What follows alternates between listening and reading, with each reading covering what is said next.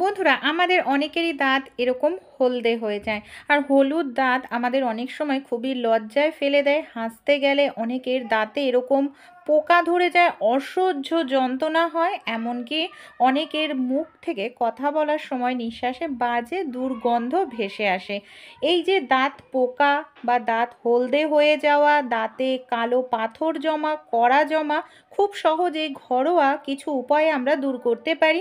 আমাদের দাঁত হবে সাদা ধবধবে, এমনকি পুরো মতির মতো চকচক করবে। তাই কিভাবে খুব সহজে ঘরোয়া উপায়ে দাঁতের কালো ভাব, পাথর তুলে ফেলবো, দাঁতের যন্ত্রণা, মাড়ি যন্ত্রণা থেকে মুক্তি পাবো, চলুন দেখে নিই ভিডিওটি। আমি আপনাদের সঙ্গে 3টি হোম রেমেডি শেয়ার করব। প্রথম যে হোম রেমেডিটি শেয়ার করব, এখানে আমি নিয়ে নিয়েছি লবঙ্গ, সেই সঙ্গে আদা আর তুলসী পাতা। তিনটেই কিন্তু ভীষণ উপকারী ভেষজ উদ্ভিদ। একটি লবঙ্গ যেটা আমরা মশলায় ব্যবহার করে থাকি, সেটা কিন্তু উদ্ভিদ নয়। আরেকটি জিনিস সেটা নিয়ে নিচ্ছি আদাটা আমরা সবজিতে খেয়ে থাকি। তুলসী পাতাও ভীষণ উপকারী, আমরা প্রত্যেকেই জানি। এখানে হামলদিস্তা নিয়ে নিয়েছি। হামলদিস্তার সাহায্যে খুব ভালো করে সবগুলো উপকরণ আমাদের এইভাবে থেতো করে নিতে হবে, যাতে এর রসটা খুব ভালোভাবে বের হয়। অনেকে মা ঠাকুমাদের কাছে শুনে থাকবেন যে দাঁতে যন্ত্রণা হলে তারা কিন্তু লবঙ্গর তেল ব্যবহার করতো আরাম পাওয়ার জন্য। দেখুন, সব উপকরণ আমি খুব ভালো করে এইভাবে থেতো করে নিলাম। থেতো করে নেওয়ার পর আমি একটি চামচের সাহায্যে খুব ভালো করে এটাকে চামচের মধ্যে তুলে নিচ্ছি। বন্ধুরা, আপনারা একদিন ব্যবহার করুন। দাঁতের মাড়ি যন্ত্রণা, দাঁত যন্ত্রণা, এমনকি দাঁতের মাড়ির ইনফেকশান হলেও কিন্তু দূর করবে এই ঘরোয়া টোটকাটি। এটাকে এইভাবে না ব্যবহার করা যাবে না। চামচটাকে আমি গ্যাসের ওপর কিছু সময় রেখে হালকা করে একটু গরম করে নিলাম। হালকা করে একটু গরম করতে হবে, কারণ এটা ঠান্ডা অবস্থায় ব্যবহার করলে ততটা ভালো কাজ দেবে না। যেহেতু গরম করেছে, এখন কিন্তু অতিরিক্ত গরম, এতটা অতিরিক্ত গরমও ইউজ করা যাবে না। যখন হালকা ঠান্ডা হবে, মানে উষ্ণ গরম থাকবে, এর মধ্যে কিছুটা পরিমাণ কর্পূর গুঁড়ো করে আমি দিয়েছি। কর্পূরটাকে আপনারা পাউডার বা এইভাবে গুঁড়ো করে নিন। তারপর খুব ভালো করে আপনারা মিশ্রণের সঙ্গে মিশিয়ে নিন। এইভাবে দেখুন, আমাদের কিন্তু এটা রেডি হয়ে গেছে। এবার এটাকে আমরা কিভাবে ব্যবহার করব, চলুন তাহলে দেখে নিই। যে দাঁতে আমাদের যন্ত্রণা হচ্ছে বা দাঁতে পোকা হয়েছে, সেই দাঁতের ওপরে আপনারা এইভাবে এটাকে চেপে দিয়ে কিছু সময় রেখে দিন।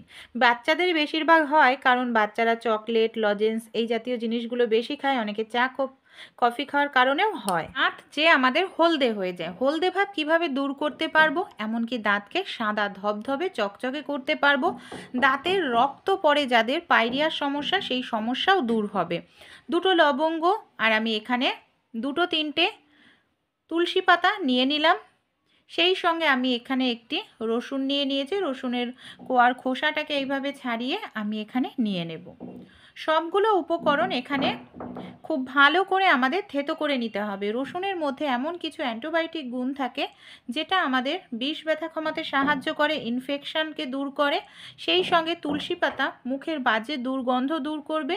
লবঙ্গ আমরা প্রত্যেকেই জানি ব্যথা কমাতে দারুণ কার্যকারী। সবগুলো উপকরণ খুব ভালোভাবে এইভাবে মিশিয়ে নিন।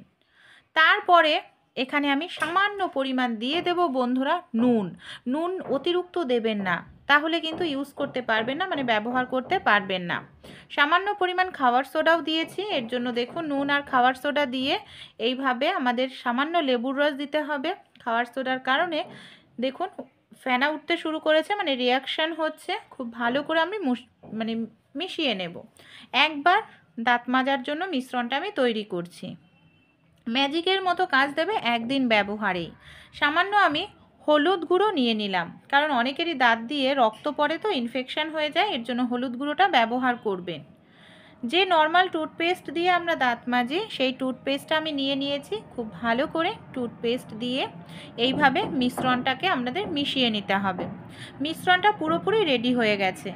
আপনাদের যাদের দাঁত একেবারে হলদে হয়ে গেছে, এমনকি দাঁত দিয়ে রক্ত পড়ে, তারা এই রকমভাবে মিশ্রণ তৈরি করে দুবার দাঁত মাজুন, সকালে আর রাতে খাওয়া দাওয়ার পর।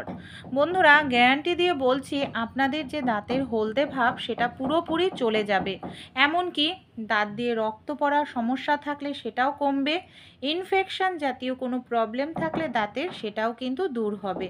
ঘরোয়া টোটকা, সবই প্রাকৃতিক জিনিস, এটা আমাদের কোনো রকম দাঁতের কিন্তু ক্ষতি করবে না। দাঁত হবে খুব সুন্দর সাদা ধবধবে, এমনকি চকচক করতে থাকবে।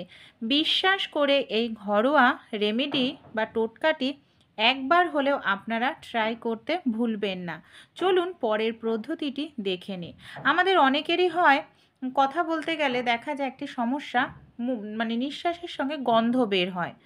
তাই 1 গ্লাস জলে সামান্য পরিমাণ এখানে মৌরি আর 2-3টে পেয়ারা পাতা দিয়ে খুব ভালো করে আমি ফুটিয়ে নিলাম জলটাকে। হালকা একটু ঠান্ডা করে নেব। ঠান্ডা হলে এখানে আমি একটি ছাঁকনির সাহায্যে ছেঁকে নিচ্ছি। এরকম একটি জল তৈরি করে আপনারা পরপর 3-4 দিন একটুখানি মুখে গালগল করুন, বা এটা খেতেও পারেন। খাওয়াও কিন্তু ভালো। অনেকের গলা ব্যথা হয় শীতকালে, গলা ব্যথার সমস্যা কমে যাবে। গালগেল করলে দেখবেন, কুলিকুচি করলে মুখ থেকে যে বাজে দুর্গন্ধ বের হয় সেটাও দূর হবে।